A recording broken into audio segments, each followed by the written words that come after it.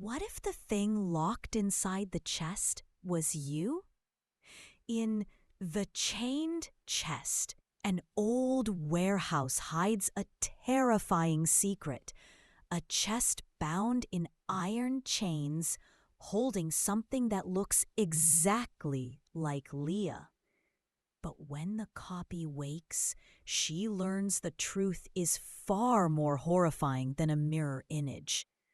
Step into a world where whispers crawl through mirrors, breathing shadows replace memories, and no one leaves unreplaced. If you're brave enough to face what's been sealed away, press play now. Rain had fallen all night, soft at first, then harder, then as if the sky had cracked open above the apple orchard. By morning, everything smelled of wet earth and rotting leaves. The path that led to the old warehouse was nearly swallowed by mud and mist, and the trees lining the way looked skeletal, like twisted sentries grown tired of standing. Leah pulled her coat tighter around her shoulders. The fabric was damp, clinging to her back. She shouldn't have come alone. But the dream had been so vivid, too vivid to ignore. The key was waiting, the dream had said, and the chest, and something inside it. The warehouse hadn't been touched in decades. No one came out here anymore, not since her grandfather died. He used to store tools and farming equipment inside, but toward the end of his life, he'd started locking it, then chaining it, then boarding the windows. Her parents told her to leave it alone, and for years she had. But last night changed everything. Last night, Leah had seen herself lying in the warehouse, asleep in a wooden chest wrapped in chains. Not a version of herself, not a metaphor. It was her. Same scar along the jawline, same chipped front tooth, same silver ring on her left hand. The padlock on the door was rusted but not broken. She slipped the old key from her pocket, the one she found in a shoebox labeled "Do Not Open," hidden under the attic floorboards.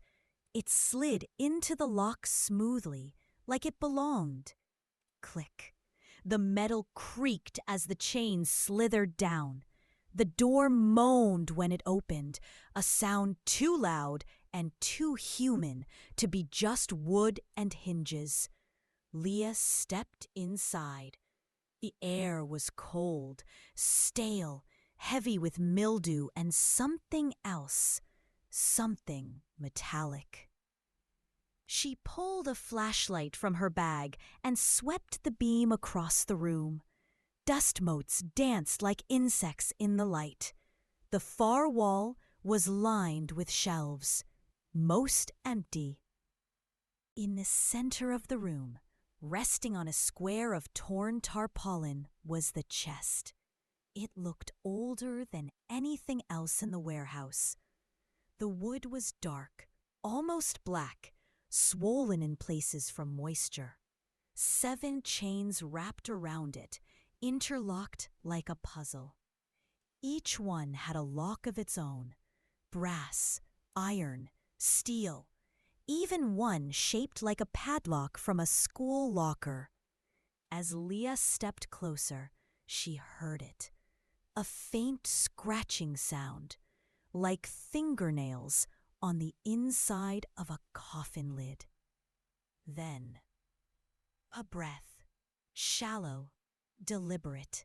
She froze. Her heart thumped against her ribs, too loud in the stillness.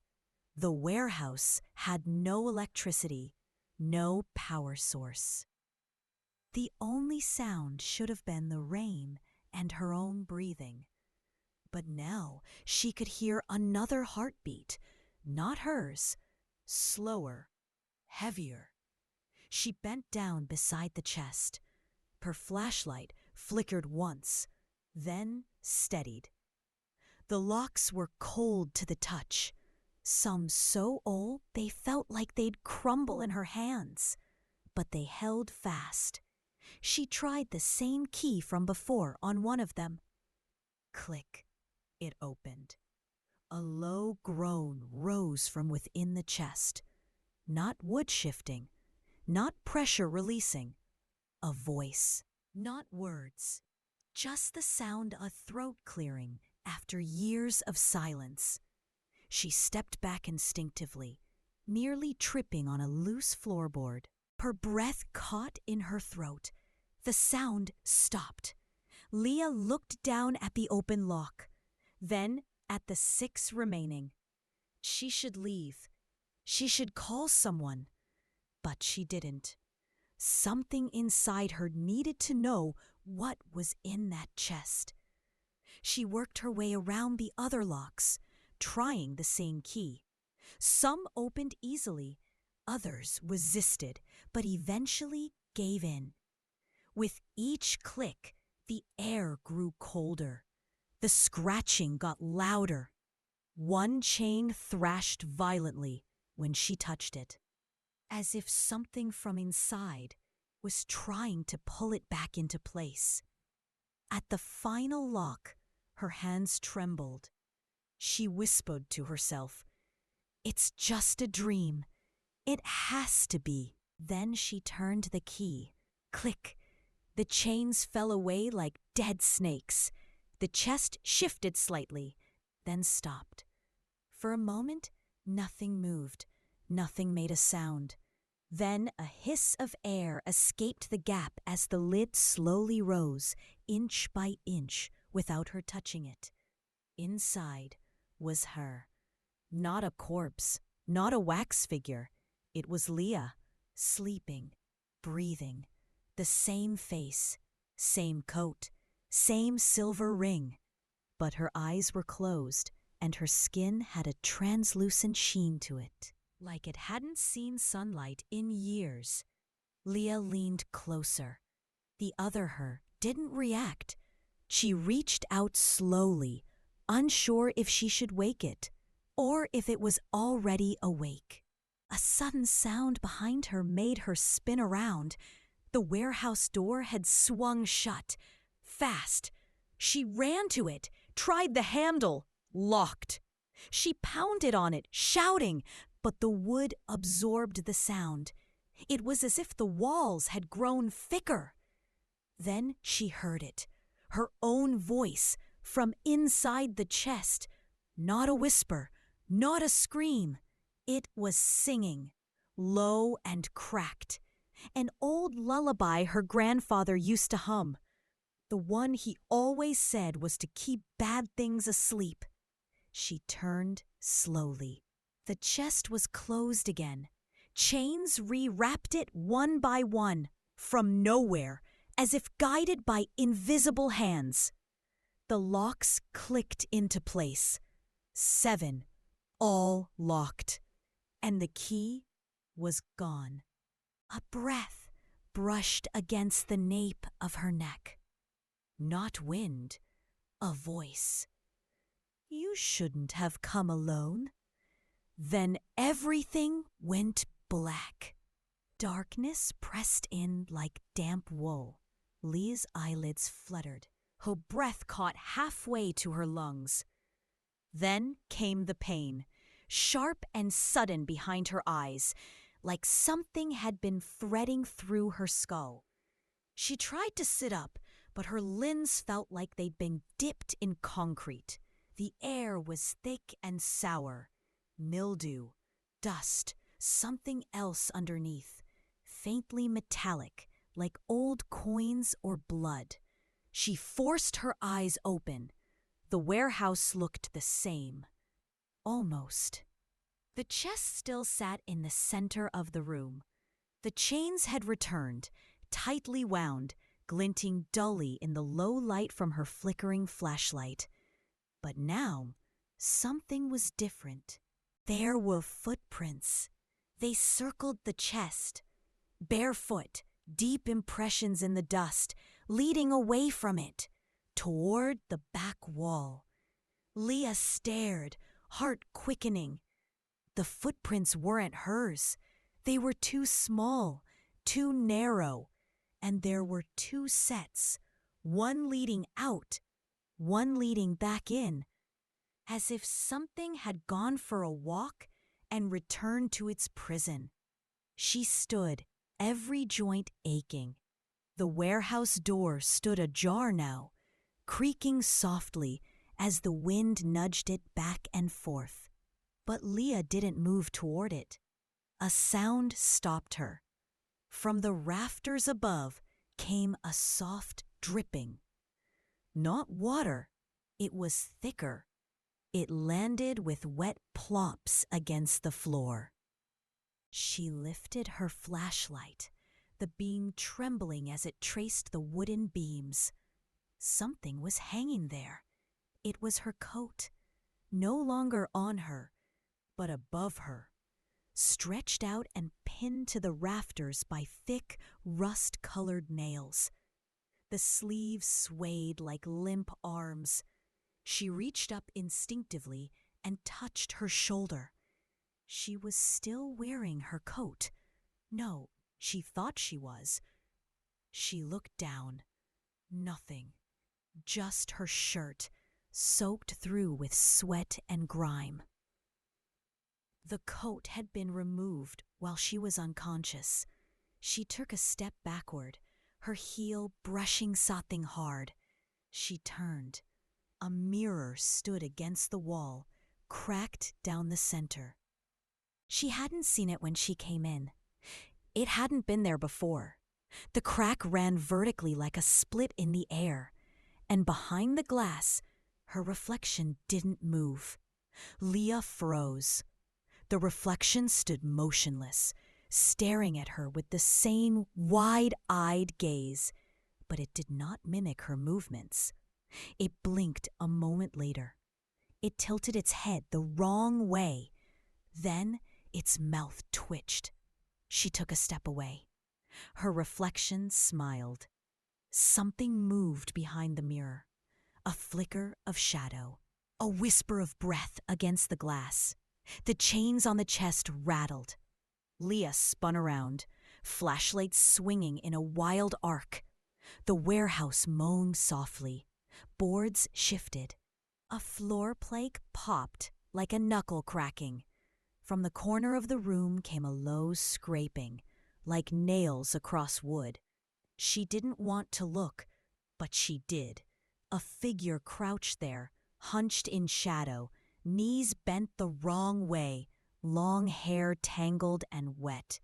It was humming, the same lullaby, her grandfather's tune, the one from her dream, the one the other her had sung from inside the chest. The thing turned. Its face was her face, but not. The skin was paper thin and veined. The eyes were too wide, too still. The mouth was sewn shut, not with thread, but with wire, looped through lip and cheek like stitches in an animal carcass. It rose slowly, limbs creaking, every joint cracking with a sound that echoed like dried leaves snapping underfoot. Leah backed away, hitting the mirror with her shoulder. The thing tilted its head, then snapped its neck sideways in a sudden jerk. The wire in its mouth stretched, then broke. It screamed, but no sound came out. Only a rush of air, cold and sharp, like a vacuum had opened. The chains on the chest began to pull tight, as if something inside was waking. Metal groaned. One lock popped open on its own. The thing lunged. Leah dove aside. Her flashlight skidded across the floor and blinked out. She scrambled to her feet, heart pounding like a war drum. She reached the door. It slammed shut in her face. The thing's breath was on her neck.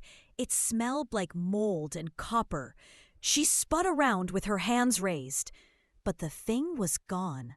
Silence. Not even the wind now. Just her heartbeat and the faint tick, tick, tick of a chain gently swinging against the chest. Then the mirror cracked again. Not just a split this time. It shattered, piece by piece, not falling outward. Falling in like the glass was a surface of water and something had dropped into it. A pale hand reached through the shards, fingers curled. It was her hand. Identical. It gripped the frame of the mirror and began to pull itself out. Leah ran. This time the door gave way. She burst into the orchard, lungs burning, legs trembling. Rain hit her like needles. The trees blurred as she pushed through the branches, leaves whipping her face. Behind her, the warehouse door creaked open again. She didn't look back, not until she reached the road. When she did, she saw only the trees. No warehouse, no path, just a long, empty stretch of orchard soaked in fog. And in her pocket, the key was back, cold, wet, humming faintly, like it had never left her. Leah couldn't remember how she got home. One moment she was running through the orchard, cold rain slicing across her cheeks, lungs clawing for air. And the next, she was standing in her bathroom, soaking wet, fingers trembling around the old iron key. The key was warm. That was the first thing she noticed. Not damp, not rusted, warm, like it had a pulse. She stared at it under the flickering bathroom light, its curved teeth still glinting faintly with some oily sheen. No markings, no numbers, just an old, impossible thing. Now in her pocket again after everything. She dropped it into the sink. It landed with a heavy clink, too heavy for its size. She backed away from it, gripping the edge of the counter to keep from falling. Her reflection in the mirror looked pale, almost translucent. Eyes ringed with purple shadows. Her lips were cracked. She barely recognized herself. And then the key moved. Just a twitch, barely a sound, but it was unmistakable. It shifted in the sink, as if something had nudged it from below. A sharp knock echoed from the front door. Leah froze. Another knock, this one louder, slower, measured.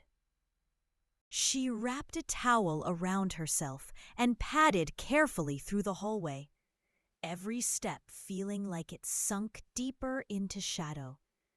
Outside, the rain had stopped, but the world looked darker somehow, as if dusk had come too early. She reached the door and looked through the peephole. Nothing. She opened it a crack. The porch was empty. Just wet leaves, a sagging mailbox, and the sound of wind slinking through the hedges. Then she saw it. An envelope, yellowed, resting on the top step. Leah bent to pick it up. Her name was written across the front in tight, spidery handwriting she didn't recognize. No stamp, no return address. Inside was a single sheet of paper. One sentence scrawled in the same ink. It followed you.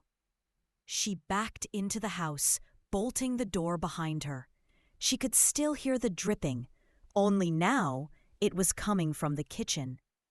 Drip, drip, drip. She turned slowly. A puddle had formed beneath the kitchen table. Not from the ceiling, from the floorboards. Thick, black water. Not water, something viscous. It pulsed faintly as it spread.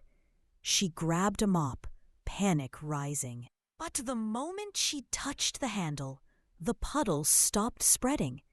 It sat there, still and glassy. Then she saw her reflection in it, not from above, from below. It was staring up at her, wide-eyed, motionless. Then it smiled. Not her smile. Too many teeth. She stumbled back, dropping the mop.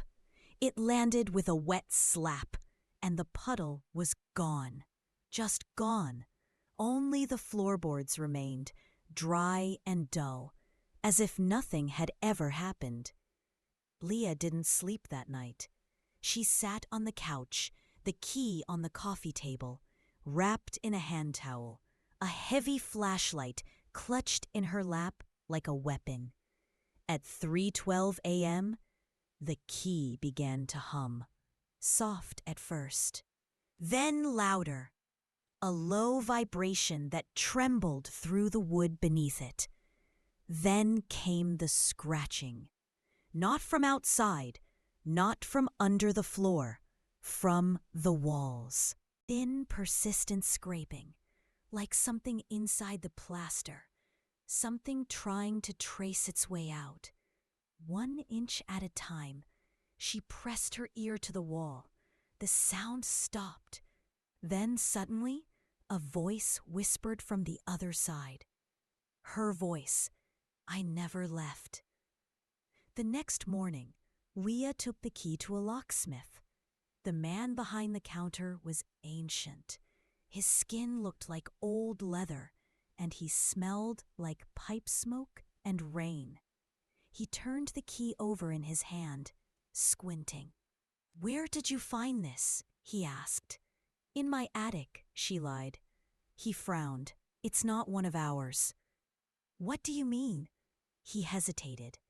I mean, it's not from here. He placed the key on the counter and backed away from it, rubbing his fingers on a rag as if trying to rid himself of something invisible. I'd leave it alone, miss. Some locks weren't meant to be opened, and some keys weren't meant to come back. Leah left without saying another word. That night, she heard the lullaby again. It came from the backyard.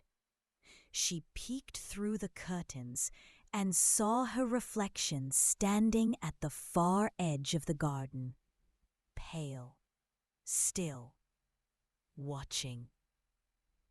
But there was no glass, just her, staring back from across the grass, and in her hand the chest key, dripping wet, still humming, still warm. Leah didn't remember unlocking the back door. She only remembered the sound. Soft footsteps on wet grass, a rustle in the hedge, then the low, humming lullaby, carried by a wind that shouldn't have existed. When she opened her eyes, she was standing barefoot in the yard, night pressing against her skin like a sheet of damp velvet. The figure across the garden was gone. In its place stood the chest. Not a replica, not an illusion. The same black wood, the same twisted chains. Sitting quietly between the hydrangeas, as if it had grown up from the roots of the earth, she approached it slowly, each step sinking into the soggy soil. Crickets had gone silent. The world held its breath. The chest was open, not wide, just enough. Inside, she saw her own face, half lit by the moon. Her other self was lying in the same position as before, arms crossed, breath shallow, eyes shut.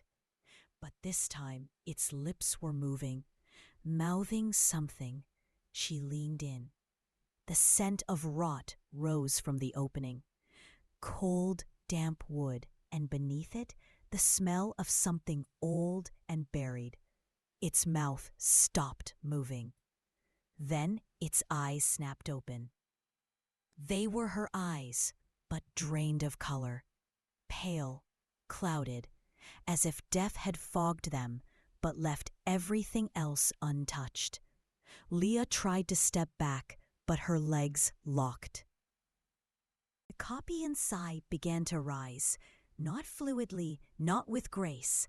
It jerked upward like a puppet pulled by strings buried deep inside the chest. Its mouth opened. It breathed. Not air, not a gasp. Something else. A noise emerged that had no shape, no direction. It sounded like 1,000 insects crawling beneath plastic. A distant scream being sucked through a straw. Her ears throbbed as if the pressure in the atmosphere had shifted. The chest slammed shut on its own. Chains whipped up around it from nowhere, wrapping and tightening. 7 locks clicked into place, each one louder than the last. Final, mechanical, inevitable. She screamed. No sound came out. The night swallowed it whole. Back in her room, Leah stood, staring at her reflection in the vanity mirror. Her skin was pale, but her eyes, her real eyes, were sharp, alert. But when she moved her hand to brush hair from her face, the reflection lagged. Just a moment, but long enough. The reflection smiled again. She didn't. That night, she heard the breathing return, not in her dreams, from her closet, shallow, rhythmic. Leah picked up her phone with shaking hands. Tapped the flashlight on. Its white circle illuminated the edges of her bedroom, too harsh for the silence. She moved toward the closet door, breath tight in her throat. The breathing stopped. She hesitated, then reached out and pulled the door open. Nothing. Only clothes, shoes, dust, and a single handprint on the back wall. Small, pale, damp. Her own handprint. Except she'd never touched the inside of that closet. She closed the door, locked it, then barricaded it with her dresser. Sleep never came. At 2:47 a.m., the phone lit up by itself. A text message. From Leah. She stared at the screen, pulse hammering. There was no number, just her name. The message read, "Let me breathe." She dropped the phone. It landed face down on the rug. From the hallway, the boards creaked. Slow, measured, as if someone was walking barefoot across the wood. Each step deliberate, coming closer. She held her breath. The sound stopped just outside her bedroom. Then, 3 soft knocks. Not loud, but sharp, like bone on wood. She didn't move, didn't blink. The knocks came again. She stepped back, heart slamming against her ribs. From under the door came a breath, drawn in, drawn out, like something lying face down against the floorboards. Its mouth pressed to the crack, inhaling the scent of her fear. She clutched the flashlight tighter. The door handle jiggled once, then stopped. Silence. After minutes or hours, she dared to open the door.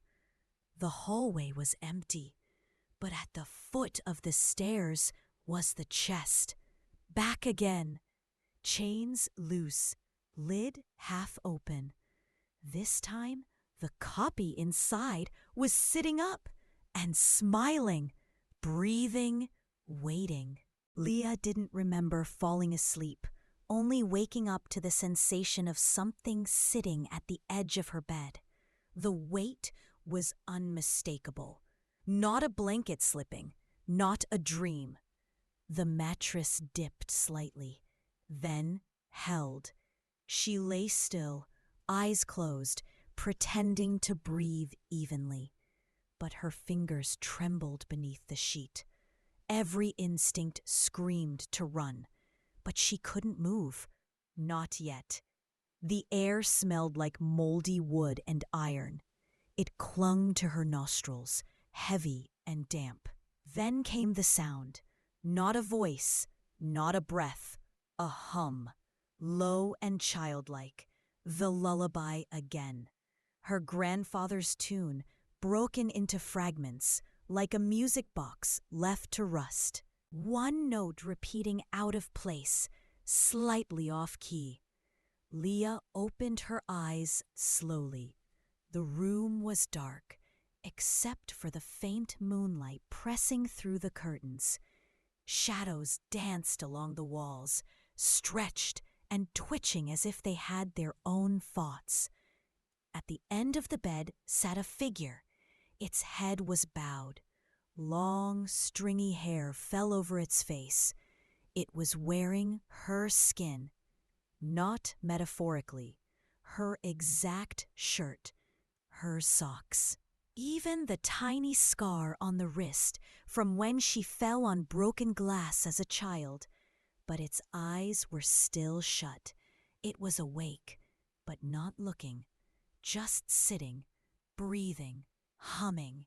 Leah reached for the lamp. Her hand moved slowly, centimeter by centimeter, avoiding any sudden motion. The bulb clicked on. Light spilled into the room. The figure vanished. Gone. No sound, no trace, only an imprint in the blanket where it had sat. The fabric still warm. She stumbled out of bed, gasping, chest heaving. Her heart thundered in her ears. Then she heard it again, from the closet. 3 slow knocks. Not from the door this time, from inside. She grabbed the lamp and held it like a weapon. Step by step, she crossed the room. The air grew colder with every inch. Her hand hovered over the closet knob. The knocking stopped. She opened it. Nothing. Just clothes. The faint scent of fabric softener. And then she saw the box. Not the chest. A shoebox sitting in the back corner. One she hadn't seen before. She knelt and reached for it. Her fingers brushed the lid. It moved. Not the box. The clothes above it shifted. Something was inside. She yanked the box out and tore it open. Inside were photographs. Stacks of them. All of her. Some from years ago, some from days ago, and some from moments she hadn't lived yet. One showed her standing in the backyard, mouth open, screaming. The chest behind her, the chains broken. Another showed her in bed, eyes wide, something in the dark, crawling across the ceiling above her. The last one froze her blood.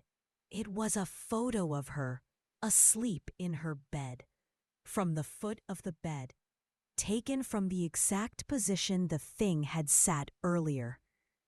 Her hand shook as she turned the photo over. On the back, a message in crooked black ink. I see better with my eyes closed. The lamp flickered, then died. She screamed. This time, sound came out. The walls trembled. From the hallway came the rattle of metal. The chains. She ran, down the stairs, through the living room, into the kitchen. The chest was there, sitting between the fridge and the back door, its lid rising, without anyone touching it. The air around it warped like heat haze. A high-pitched whine filled the room. Not loud, but constant, like pressure being released in reverse. Inside, her double was still lying down, eyes closed, smiling, breathing slow. Leah gripped a kitchen knife and stepped closer. The copy's chest rose, then paused. She leaned in, the copy's mouth moved, but not to speak. It began to laugh, softly. The kind of laugh you hear when someone is dreaming about tearing something apart. Leah stabbed downward. The blade hit wood.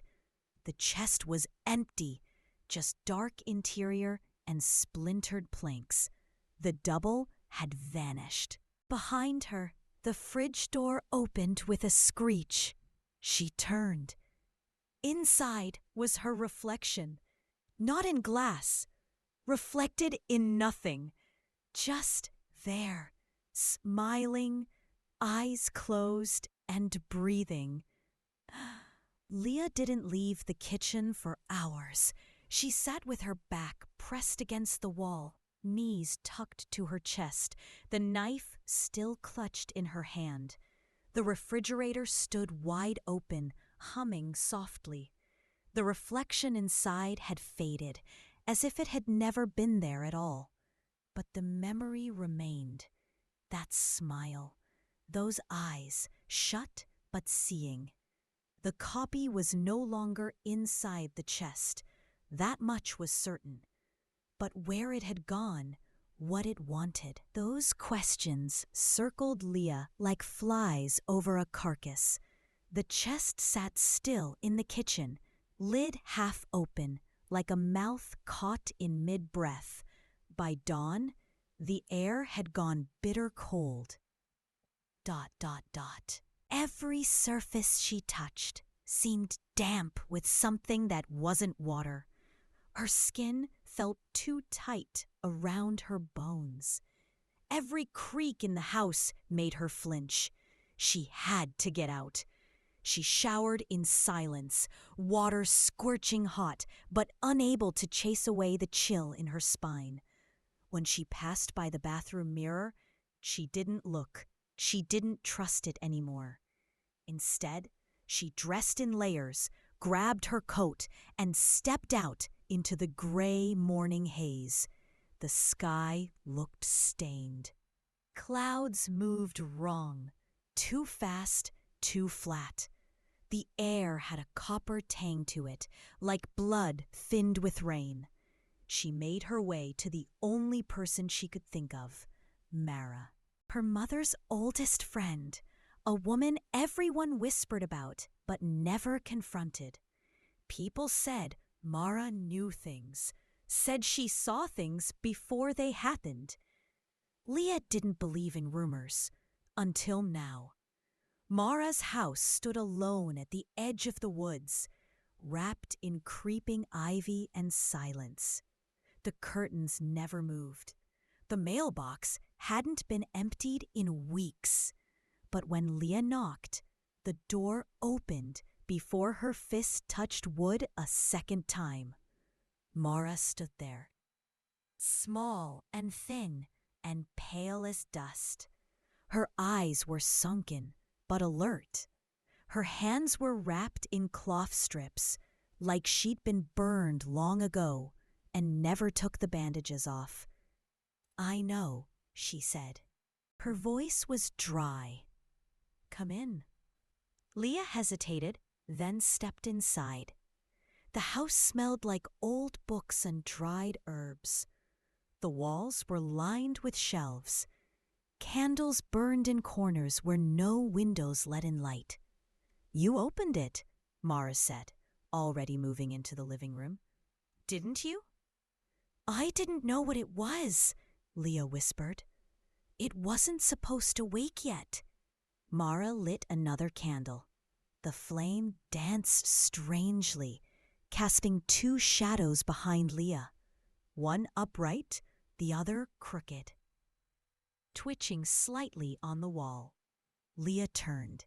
The second shadow mimicked her, almost, but its head stayed tilted, slightly wrong, slightly delayed. "I saw her," Leah said. "Me, inside it." Mara nodded. "It's not a copy, not a ghost. It's something older, something you left behind but never fully buried. I don't understand. You don't have to. You just have to stop it." "How?" Mara looked at her long and hard, then reached under a stack of papers and pulled out a faded journal. The leather cover was cracked, the pages brittle. "This belonged to your grandfather," she said. "He was the last to lock the chest. He kept the keys hidden for a reason. The thing inside it, it feeds on identity, memory, doubt." Leah opened the journal. Sketches covered the pages. Symbols, diagrams, instructions written in tight script. One page stopped her cold. A drawing of the chest, identical. Below it, two cannot share one face. If the breath is stolen, the soul must choose. "What does it mean?" she asked. Mara pointed toward the door. "It means she's not going to stay still much longer." That night, Leah returned home. The house was silent, still, too still. No humming fridge, no creaking pipes, no distant sirens. She checked every room. No chest, no copy. Just her. She moved through the house with the journal pressed tight to her chest, lighting candles in each room. Shadows stretched long along the walls. But only one shadow followed her now. She dared to look in the mirror. Her reflection matched perfectly. No lag, no smile, no mimicry. She exhaled, then turned to blow out the hallway candle. Behind her, in the mirror, a second Leah stood watching, eyes shut but smiling. Not a reflection, a presence. Her breath hitched. The hallway light flickered. The air thickened, grew heavy with the weight of things unspoken. From the end of the corridor came the soft sound of bare feet on wood. Then a voice. Her voice. "Only one of us gets to leave." The light died, and the breathing returned. The darkness in the hallway didn't feel empty anymore. It felt crowded, as if the shadows were thick with breath and teeth. Leah backed into the living room, her spine prickling. The journal clutched in her arms felt heavier than before, like the ink inside had absorbed the weight of what it described. The candles she'd lit earlier flickered madly, their flames dancing like something unseen had passed too close. Then came the knock, not at the door, from inside the walls. 3 soft thuds, close together, hollow and wet. She turned in a slow circle, every nerve in her body screaming. The house creaked beneath her feet, boards sighing like lungs. The ceiling fan above her was spinning, even though she hadn't turned it on. The wind outside had stopped. Time felt wrong. The shadows on the wall didn't match her body. One of them was sitting. Her body stood. But her shadow was seated cross-legged, head tilted, fingers twitching at odd intervals, like it was playing a tune only it could hear. She didn't move, didn't speak. Then the shadow turned its head and looked at her. Leah dropped the journal. It hit the floor with a sound like bone on tile. Pages fluttered open.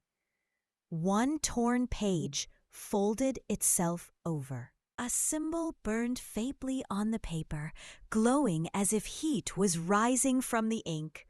She didn't recognize it, but something inside her did. Her hand moved on its own, tracing the lines in the air. The moment her finger completed the shape, the room breathed. Curtains fluttered with no wind. The candles blew out, and the chest appeared in the corner. No chains, no locks, just sitting there like it had never been gone. The lid creaked open. Inside wasn't the copy. Not this time. Inside was a hole, A perfect unnatural void. Not dark, not shadow, absence. A sucking silence. Then came the sound, like something waking up inside her skull. Low scratching, not from the chest, from under her skin. She dropped to her knees, clutching her temples. Her vision blurred. Images flashed behind her eyes. The orchard, the warehouse, her grandfather. The moment he first chained the chest. His face, eyes wild, mouth chanting something under his breath, holding a hammer in one hand and a mirror in the other. The last thing he did before sealing the chest. He looked into the mirror and whispered, "Not me, not me again." Then he slammed the final lock shut. Leah opened her eyes. The room was spinning. The chest was wide open now, and crawling from it wasn't the copy. It was something else. Wrong proportions, limbs too long, skin tight and gray like parchment soaked in ink. No face, only her face stitched crudely into its chest like a badge. It dragged itself toward her, leaving a trail of darkness that didn't fade, like tar that clung to the air. Its body clicked with every movement, like joints resetting. It opened its mouth. No tongue, no teeth, just breath. A wheezing, wet inhale. Then it spoke. But it didn't use a voice. It used hers. "You let me out." She backed away. It stood fully now, towering, head almost grazing the ceiling. "Your body remembers," it rasped. "Your soul forgot." "What are you?" she choked. The thing tilted its head. "I was never in the chest," it said. "You were." It pointed one thin, shaking finger at her. "I kept you in. I held your fear, your doubt, your scream." "I didn't open it," she whispered. "Yes," it said, stepping closer. "But you wanted to." The candles lit again, all at once. Each flame burned blue. Leah screamed. The thing didn't flinch. Instead, it opened its chest. Literally. Skin peeled back like wet paper. Inside were versions of her. Hundreds. Sleeping. Eyes closed. Some crying. Some twitching. Some smiling. Trapped. Breathing. She fell backward. The creature reached for her face. Not to hurt, to wear. Fingers stretching forward like it needed to pull her features off. Then the journal beside her burst into flame. The page with the symbol burned in an instant. The creature reeled, screeching soundlessly. It clawed at its face, then at the stitched one on its chest. Flames licked its skin, but it didn't burn. It peeled, flesh flaking away like old wallpaper. Leah grabbed the journal and threw it into the chest. The flames roared. The room screamed. Not voices, the house itself. The creature lunged and vanished into the void with a final breath that wasn't a breath, a theft. The chest slammed shut. Chains wrapped around it from the corners of the room, slithering across the floor like metal serpents. Locks clicked, 7 of them. Then silence, utter, complete. Leah lay on the floor, tears leaking from her eyes. In the silence, she heard it again. From the mirror. Soft, a whisper. "I never left." Then a breath. For 3 days, Leah didn't sleep. Not truly. Her body tried, her eyes closed, but each time, just before the weight of unconsciousness could drag her under, the whisper returned. Sometimes from the walls, sometimes from the closet, sometimes from inside the mattress beneath her spine. It started soft, curling through her ears like smoke through a keyhole. I remember your heartbeat. Then came the scrape, fingernails across glass, but there was no glass nearby. She boarded up the mirrors, burned the clothes she found folded in the attic that matched what the copy had worn. She sealed the journal in a tin box and buried it 6 feet beneath the rose bushes. And still the voice came. I'm still breathing. It no longer sounded like her voice. Not exactly. It was older now, scratchier, like something that had worn the memory of her voice too many times and was starting to stretch it thin. On the 4th night, Leah tore the bedsheets off and slept in the bathtub, curled against the cold porcelain, knife in hand.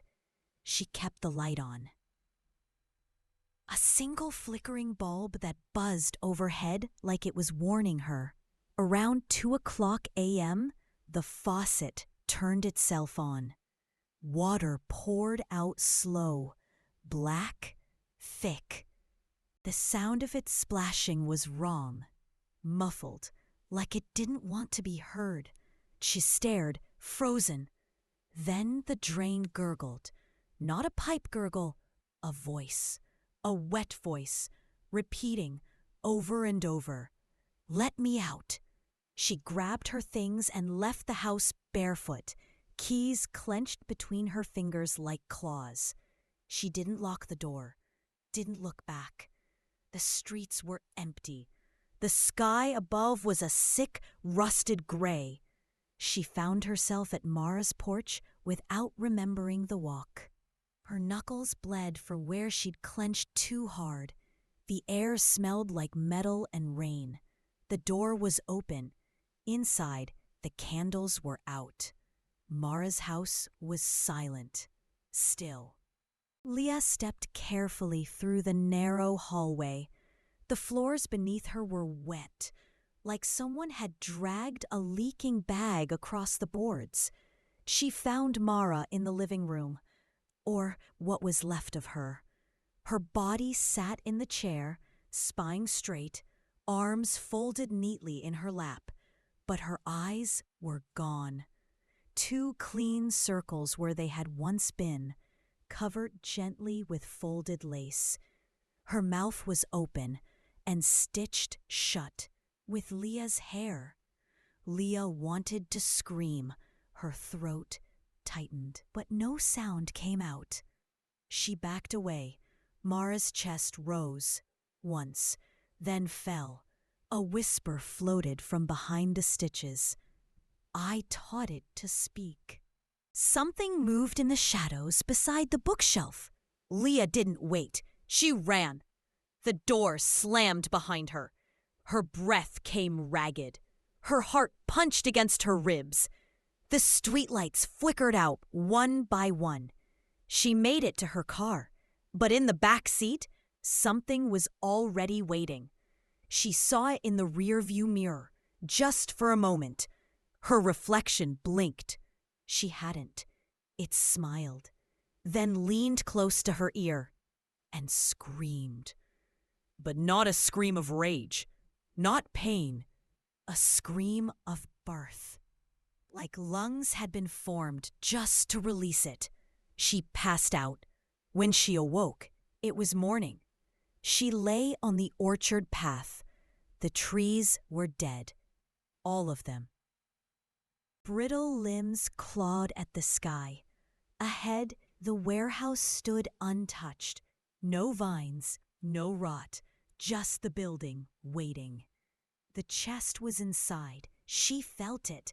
But so was something else now, something new, something that had learned how to speak because she had given it her voice.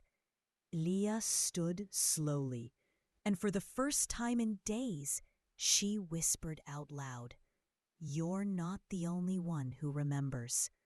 From deep in the trees behind her, another voice whispered back, but it wasn't an echo. It was her, still breathing. The orchard was no longer an orchard. It was a graveyard of trees, their bark split open like wounds. The wind made no sound through the branches, only shivers. The apples had rotted mid-growth, still clinging to their stems, black and sagging like forgotten eyes. Leah stepped through the field of shadows, her boots cracking fallen twigs that snapped louder than they should have. The warehouse ahead stood crooked now, as if something underneath had begun to shift. The soil beneath her feet pulsed faintly, like it remembered a rhythm it had once buried. She reached the door. It was already open. No lock, no chain. No sign of the barrier that once sealed what should never have been touched. Inside, the light was sickly. Shafts of yellow sun filtered through broken boards, but the dust in the air was thick. It didn't float, it hung. The chest sat in the center, not waiting, watching. The lid was closed, but she could feel its focus, like a predator holding its breath. She stepped in. Each board groaned beneath her. The sound wasn't wood, it was speech. Low vibrations like voices trying to surface. Half-formed, remembered. She stopped in front of the chest and whispered, "You're not me." The wood creaked. The lid lifted slightly.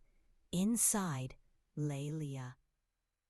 Perfectly still, eyes closed, mouth smiling, breathing, but this time the breath was synced to hers. Each inhale mirrored, each exhale echoed. Then the copy's eyes snapped open, and Leah understood. It wasn't mimicking her anymore. It was her, the real her, or rather, it believed it was, and it was waiting for her to accept it. "I know what you are," Leah said. The copy sat up, its joints cracked, mouth still curled in that soft, knowing smile. "I am what you left behind," it said. "The part you but neither are you." It stood, identical. Clothes, voice, breath, eyes. But something deeper was wrong. The way its shadow moved slightly faster than its feet. The way its smile didn't reach the eyes. And the way its eyes didn't blink. Leah reached into her coat pocket and pulled out the broken page from the journal she had dug up this morning. The one her grandfather had hidden beneath the floorboards in the shed. The one she hadn't known existed until the whisper led her back. The page was burned at the edges, but the center remained. A drawing of two silhouettes, intertwined, bound by thread. One of them was filled in completely, the other hollow. At the bottom, a single sentence. One leaves only when the other accepts the hollow. She held it up. The copy's smile faltered. "You want me gone," it said. "I want to be whole," Leah whispered. The copy stepped forward. "You need me." "No," Leah said. "You're what I feared, what I refused to face. I know that now." The copy twitched. Its skin pulsed. like a mask shrinking too tight on bone. "I kept you alive," it said, voice cracking. "I took the pain, the memory." The scream. Leah's hands shook. "I didn't ask you to." The chest behind them began to rattle. The chains had returned, but they twisted now, tangled like veins. The locks clicked open one by one without a key. From within, something stirred. Not another version of her, something older, something deeper, a third shadow. It rose from the chest like smoke, shapeless at first. Then it formed a figure. Not Leah, not the copy, a body with no face, wearing her childhood nightgown, eyes sewn shut, mouth sealed with wax, hands clutching a music box. The tune played, the same lullaby. Warped, slowing, the faceless version walked toward Leah. The copy backed away, trembling. Leah understood. This was the first version. The one her grandfather locked away. The one she forgot. It opened its mouth, the wax cracking. No scream came, just a whisper. "Choose." The copy lunged. Leah turned and stepped into the chest. The space inside stretched. Darkness bloomed. Time folded. The real Leah, or what she now knew to be her final self, reached for the shadow of the child and embraced it. "I'm not leaving you behind again." The music box cracked. The lullaby stopped. The copy screamed. It didn't echo. It collapsed. Ash. Gone. The chest slammed shut. Leah opened her eyes. Morning light spilled through the warehouse slats. The air smelled of wet bark and burnt fabric. She stood alone. No chest, no copied, no shadow. Only her. Only one. The orchard was alive again. Branches swayed gently in the morning breeze. Light sifted down through blooming leaves, brushing the path with gold. Apples, small and green, hung from the limbs, fresh, untouched by rot. Leah walked alone. The chest was gone, or rather, it had dissolved into the earth, the way something ancient returns to where it was first whispered into being. The ground beneath the warehouse floor had swallowed it whole. She didn't look back at the building. It had collapsed on itself during the night, with no violence, no crash, only a quiet folding inward, like a body curling back into a fetal position. By morning, it was nothing but timbers and dust. She had left the journal behind, buried beneath the floorboards again, along with the torn page and the symbols that had almost consumed her mind. It was over, or it should have been, but something still pulsed at the edge of her thoughts. Not a presence, a rhythm, a breath. Back home, the house welcomed her like an old memory. Warm light through the windows, curtains still, silence that felt natural for once. She stepped inside and paused on the threshold. Everything was exactly as she had left it, except for one thing: the mirror, the one in the hallway. It was unboarded. She had sealed it herself days ago, screwed wooden planks across it, nailed them twice, and scrawled symbols in salt. But now it stood clean, bare, waiting. Her reflection met her gaze. No flicker, no lag, no smirk. She reached forward, pressed her hand against the glass. It was cool, solid. Then the surface rippled. Just slightly, as if the mirror were holding its breath. She snatched her hand back, pulse hammering. A chill spilled down her neck like ice water. She forced herself to speak aloud, voice flat. "It's done. You're gone. I'm me." The mirror did not reply, but the light in the reflection dimmed. And from the depths behind the glass, something stepped forward. Not the copy, not the stitched version, not the faceless child. Her, but not the Leah who had survived the orchard. This one wore the same clothes she'd worn the day she first opened the chest. Eyes wide, mouth slightly parted, breathing slowly. She didn't move like a reflection. She moved like a memory, trapped, repeating. Behind her, in the reflection, the warehouse still stood, pristine. Chains glittered in the dim, and the chest was still there, still sealed, still full. The Leah in the mirror raised a hand and pressed it to the glass, matching Leah's from the other side. But her mouth was moving, slow, silent. Leah leaned closer, watched, counted the words. "You left me here." Then the reflection smiled and faded. Not gone, just deeper, beneath the surface. Leah stepped back, throat tight. The house was silent again. The wind had stopped. The air pressed too heavy, too still. She whispered, more to herself than to whatever still lingered.